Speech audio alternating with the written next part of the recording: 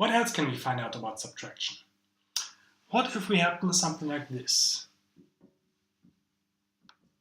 A sum that gets subtracted.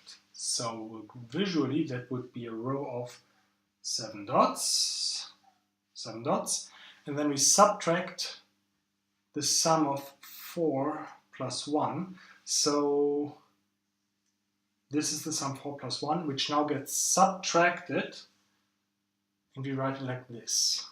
So we shade in the whole sum 4 plus 1, which tells us whatever this sum is, subtract from 7.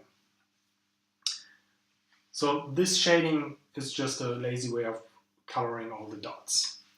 But it's also a way of calculating by saying, well, what does this mean? We have to shade in all the 4 dots up here, and we have to shade in the 1 dot down here. So this is just 7 minus 4 minus 1, or we could just first subtract the 1 and then the 4. So group first 7 with minus 4 and then subtract 1, or group 7 with minus 1 first and then subtract the 4.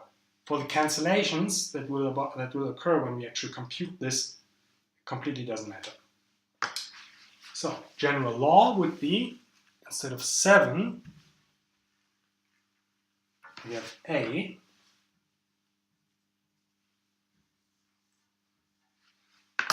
instead of 4 we have B,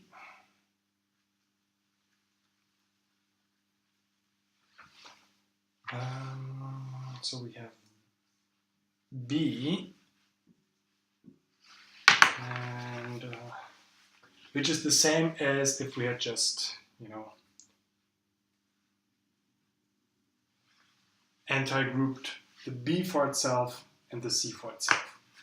All right, last possibility would be, what if we have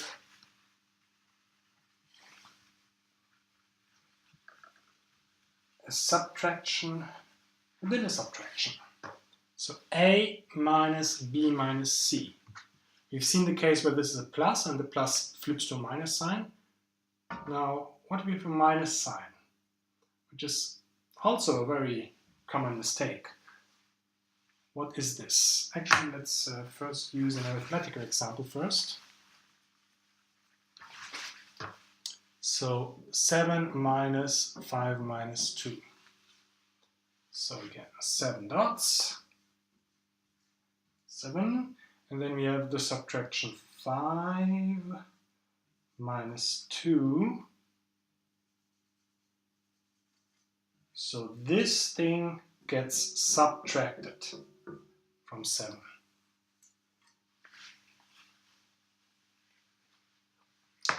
Well, we've learned that we can break up this anti-grouping into 2 parts. So the whole thing amounts to asking what is the anti-grouping of an antidot. If we have an antidot and we anti this antidot, what is this? Well, we know what the opposite of a dot is. It's an antidot because we have this rule that a dot and an antidot cancel each other out. So what cancels out an antidot? Nothing else than a dot. So these antidots here, they get antied as well, so they become dots again. These 5 dots here, they get the anti-treatment, so we get 5 antidots, and we have 7 minus 5 plus 2.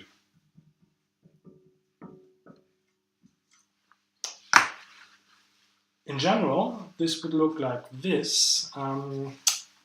So this 7 becomes an A.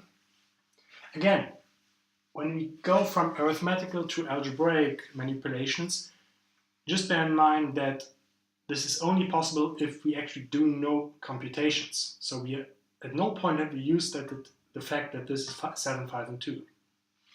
It could have been any other number of dots and antidots as well. So the 7 becomes an A. And now we need a little bit more space. Actually, let me do more space down here. So we have B minus C colors. So we have B here, and then we subtract C, and this whole thing gets subtracted from A. And now we have seen that we can split this anti-grouping and we get the anti-version of an anti-C, of negative C. So A, then we get a row of B anti-dots and then a row of C dots.